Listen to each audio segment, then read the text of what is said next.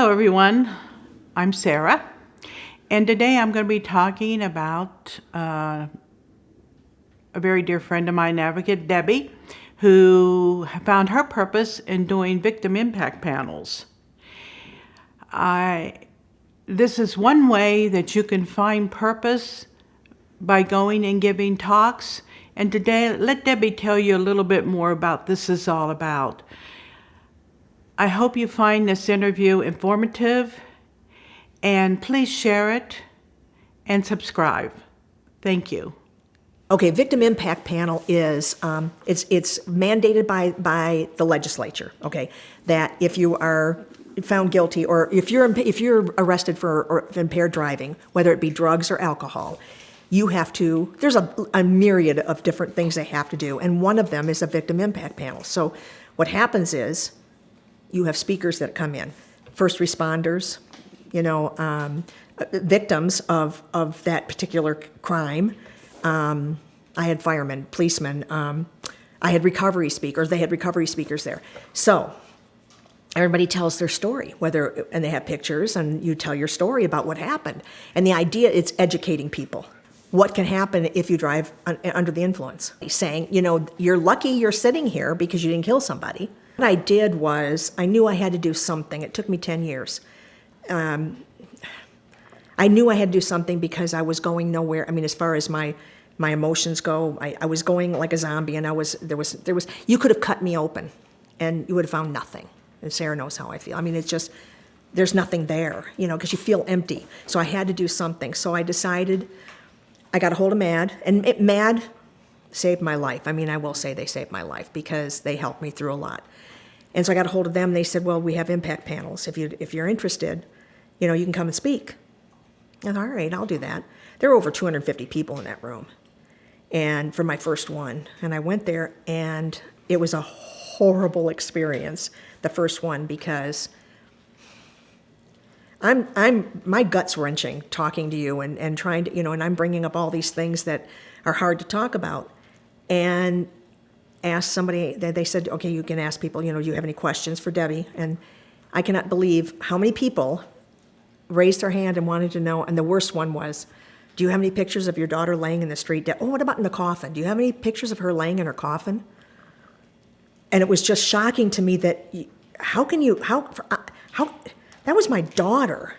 How can you say something like that, And there was a police officer that was there, and he pulled me aside after it was done. He goes, I know what you're First time it happened to me, I was shocked. And he said, so the next crash that I was involved with, there were body parts everywhere. There were 15 cars that were involved in this crash, and body parts laying everywhere. So I took pictures. You want to see pictures? I'm going to show you pictures.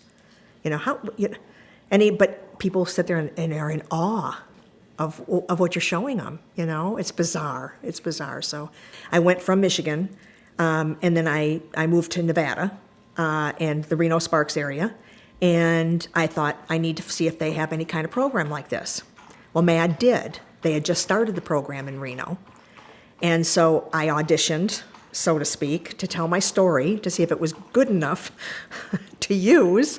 And I was put on, I worked with the judges, I worked with because the judges have to be involved in the state of Nevada. It's mandated, they have to be involved. So the judge that was in Sparks said, I'm going to do this, Debbie, do you want to facilitate?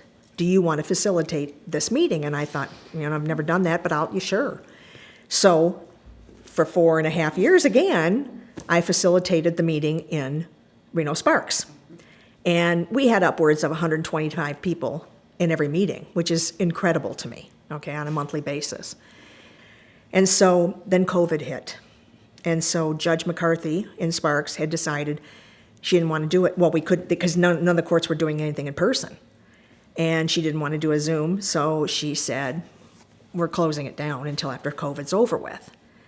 And so I went back, and I've been working within HR for years and years and years, and I went back to that, which was not where my heart is. And I was invited by a judge in Reno to come and speak. Okay, there are courts in Nevada that are specialty courts, they call them. Okay, so they're DUI courts. And so rather than just throwing somebody in jail because they have found through studies that it doesn't work. I mean, I'm talking about if just to the offenders, not somebody that's killed somebody. Did not just throw them in jail. Let's try and work with them. We need to approach the whole thing as far as the mental side of it, you know, the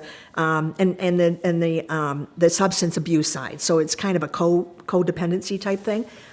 And let's get them through this program. At first, I was not for that program because I thought, how about an easy way out? You know, that's not right. Well, then I started going down and sitting through these court hearings, and oh my gosh, they're brutal. They are 18 months of, you have to be in court every once a week. You have to be in court. You get tested every day, and you got to pay for these things, okay? And then, you know, you have to go through the therapy sessions, and you have to, you know, it's daunting. So if you can make it through this, then you have to stay clean for 18 more months, and then they'll expound it from your record that you were even there, okay? As long as you haven't killed somebody, unless you reoffend within 7 years. Then that just pops, you know, back up again. Okay, so one of the judges, I hadn't been down there in 5 years, asked me to come down and talk to do a speech for the graduating class. And I went down there. I said, absolutely. I hadn't seen him in 5 years. And I walked into the court. He stopped what he was doing, and he yelled across the court, "Debbie, it's so nice to see you." Well, I was just like so honored that this man even remembered me, number one. Number two, that, you know, he introduced me, and the speech that he gave about me was like, I mean, I stood there and cried. This isn't about me. This is about these people who have put this hard work into this. But it touched my heart, and I thought, I have got to do this again. This is where my heart's at, you know.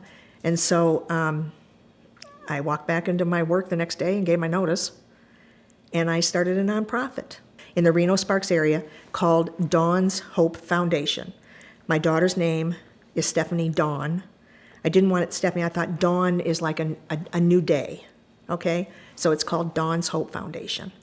And I started it in January, got it approved, and have been doing victim impact panels in the Reno-Sparks area since May. It took me that long to get the court's approvals and everything I needed. So I'm just in a year now as far as my nonprofit goes.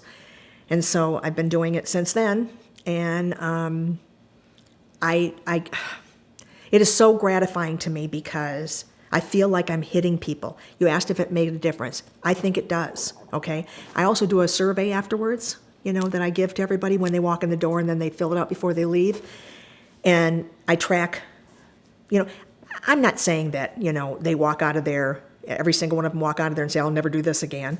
But if I can hit one, that's my goal, is one, that is going to spread the word or spread, you know, look what could happen to you.